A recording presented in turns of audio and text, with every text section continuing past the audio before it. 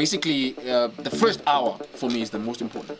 That's where the whole track comes up. That's where the whole track is born. The first hour.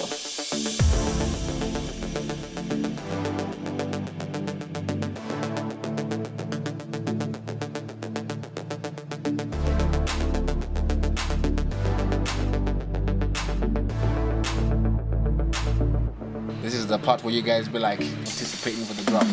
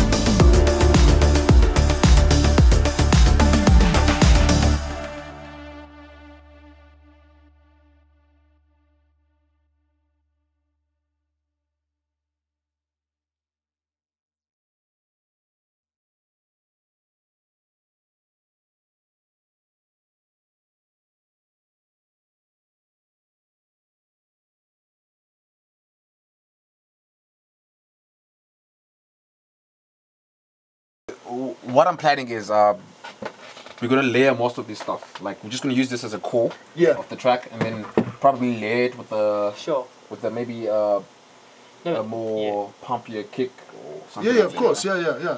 After here, never pass this line, otherwise I'll never get through the track. I'll go. Okay, now to get that red part.